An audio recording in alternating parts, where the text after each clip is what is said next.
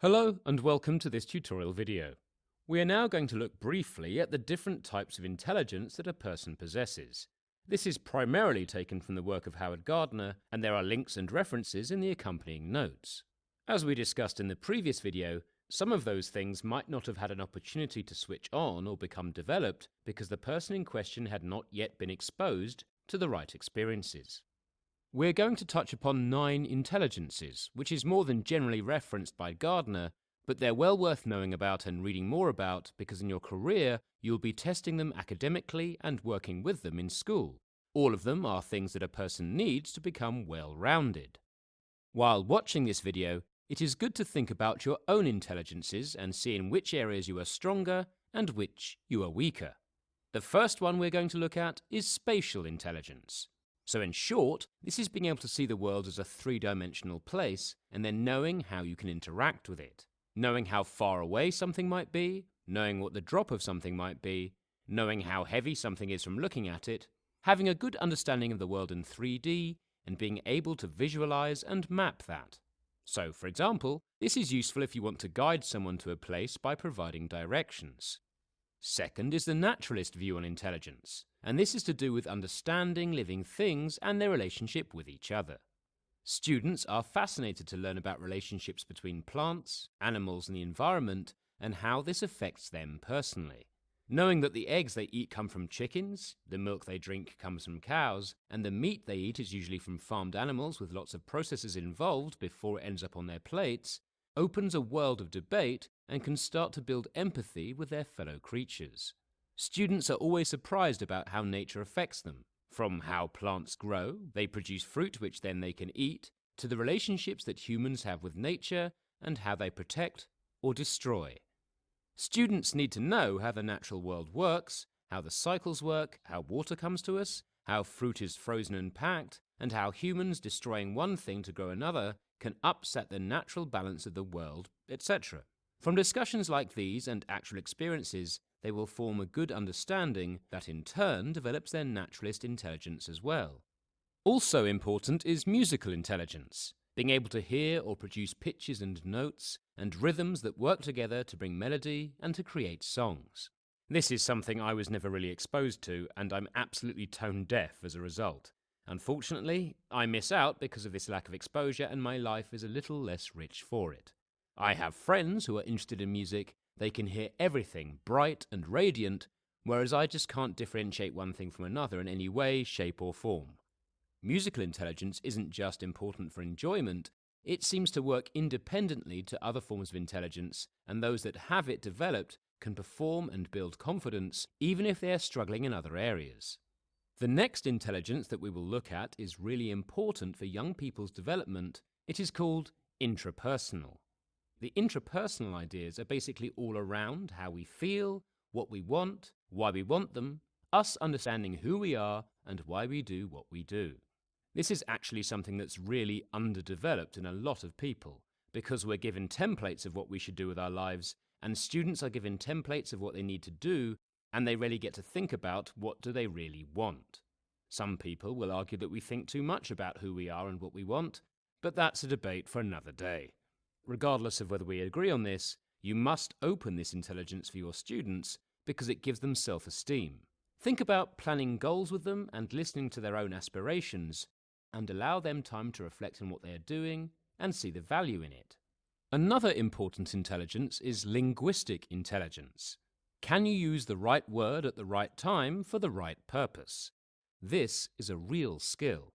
Anyone who enters into a conversation will find this is really relevant and important to them because words can have so many meanings, especially how we use them, the tonality, and how the words are emphasized. Students must develop linguistic intelligence to know exactly what word they're trying to get across and explain themselves properly. This is also really important academically too, in English and a host of other subjects. The words used and the way they are expressed can mean the difference between doing well and underperforming. This not only relates to expression, but understanding too. Linguistic intelligence goes much further. When we're discussing things with people, we add emotion to give relevance and help us articulate. You will come across some children who struggle with this, such as those on the autistic spectrum, so you will have to think of strategies to develop this part of their linguistic intelligence. The next intelligence we look at is the bodily kinesthetic form of intelligence. In short, that's how you can coordinate your mind with your body. For example, the way that you move on a football pitch or a tennis court, the way you might throw your punch in a boxing match. It's about how well coordinated and balanced you are. If you haven't practiced these things, it's not too late, they can be learned. This must be remembered with students, as due to competition in sports, this is an area they might shy away from unless you encourage them and help build core skills. It is also interesting that those with well-developed bodily kinesthetic intelligence need time in the day to move and be active, or they can become irritable. You'll notice not many of them so far have been academic. Only a couple really fit that criterion in itself, but remember that we're trying to develop rounded children, so thinking about the different types of intelligence really helps us to try and fill gaps, or to try and improve students in areas where previously they may have been underdeveloped. Okay, let's move on. The next intelligence is interpersonal. This is all about how we deal with other people. It is also often referred to as empathetic intelligence. Just knowing how people are feeling, being able to read them, being able to understand what they need without them saying it, being able to listen to them and understand their motives as well. It's also about being able to connect with people and get on with them. Some people are very strong at this and have had a strong social upbringing. Others may have been from certain types of homes where they haven't had as much strong interpersonal development and as a result are underdeveloped in this area.